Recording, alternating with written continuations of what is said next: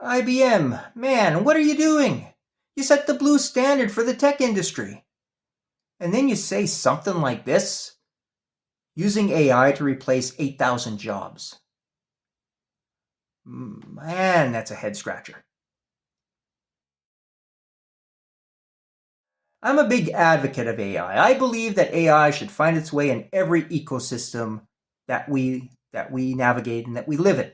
It should be in our personal lives, it should be in our business lives or academia, right? Because AI, when used right, helps with mental health. It helps bring out the best in us, helps us be more productive and generate more value. There's a lot of wins for AI. But you wouldn't think it when you hear about the company, a brand name company, Big Blue, saying that they're using AI to replace people, that AI is the job replacer, right? And that sort of derails, like, people are going to take that very seriously and what IBM did, because if it's good enough for IBM, it's good enough for us. Like, I saw this in Business Today, where they talked about IBM using AI to replace 8,000 jobs. Now, they were HR jobs, right? But no one's going to care about that nuance. They're just going to see IBM used AI to replace jobs.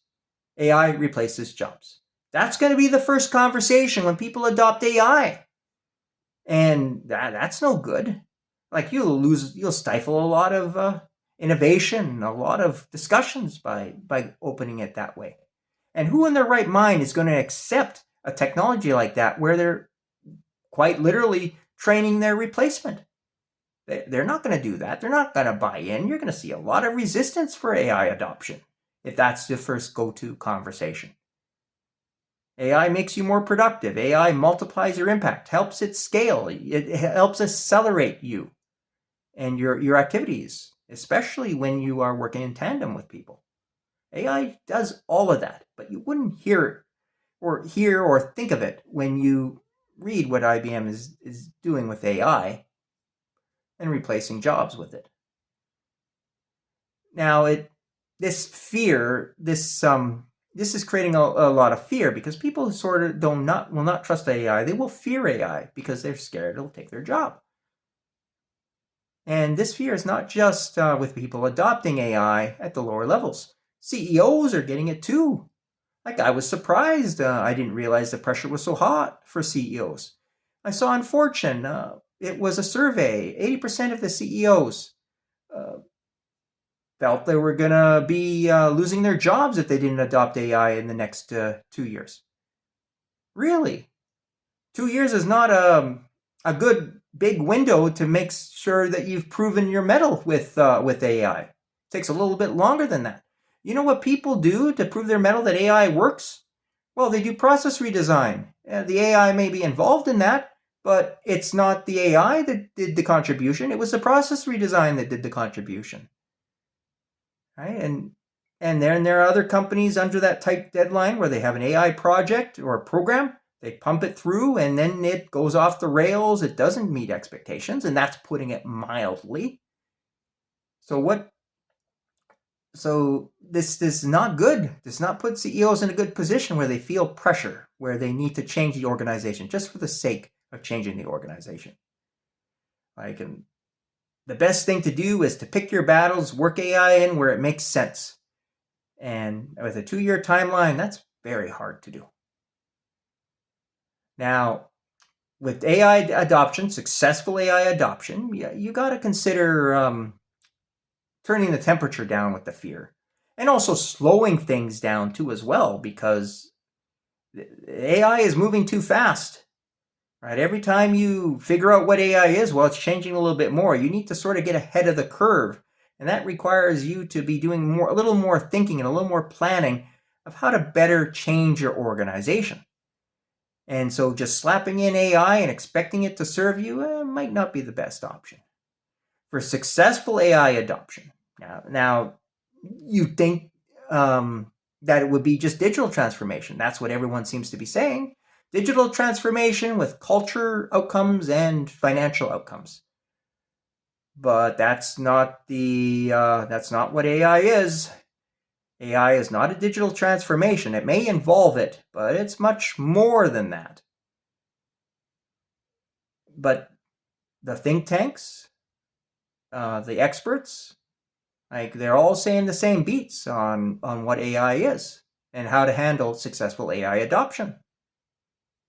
And like it doesn't matter, US, Canada, Europe, like they have the same beats. Like Macdonald Laurier Institute, they talked about human-centric design, process redesign, and having people involved in the thing that they're adopting.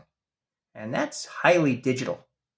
AI is automating manual steps. AI is automating decision-making steps. So repetitive decision-making, repetitive manual steps. And this is a very different thing than previous kinds of technology.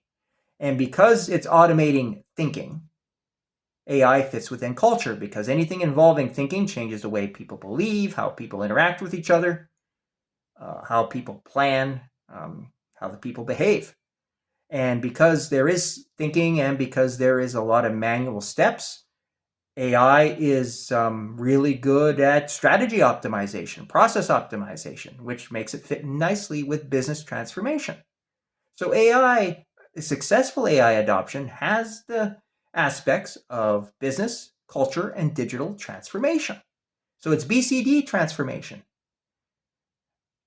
And that's not being talked about very much. Instead, those other transformations are sort of glossed over.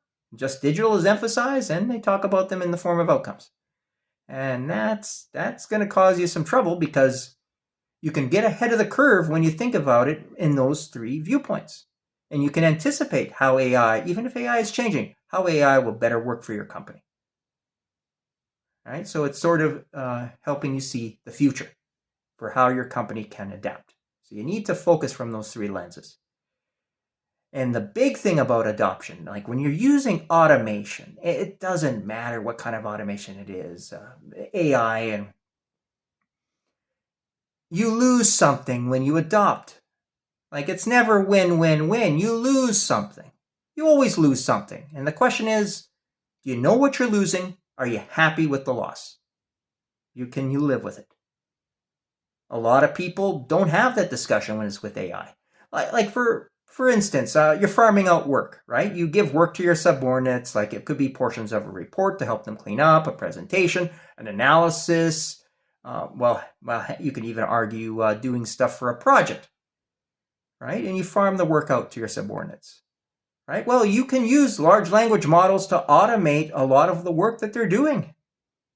But when you do that and they're no longer doing the work, not receiving practical experience, you're not developing your people. What it's like you lose that. What can you do? How can you replace that? You can't replace it with training. You can't replace it by hiring the right people or people with the right education. You just can't. Like it's gone. You need people to actually do real world stuff so they build real world experience. And you lose that when you automate when you're farming out all the work. Or there could be another thing too about the way if you're a manager and you have some subordinates that you want to sort of determine, well, I want to move some more responsibility to this employee, right? But how do you know the work that they're producing is done by the employee or done by the AI itself? How do you know? You got to be an expert in the AI to determine that, and based on how many different things are around and how fast things are changing, well, that's a tall order. I'm not sure even how you could even consider doing that.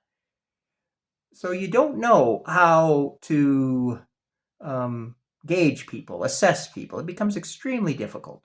And then the question is going to be about, well, you'll find that I can't really tell the difference between people producing work using AI versus the work that they actually produce if they didn't use AI. I can't tell the difference.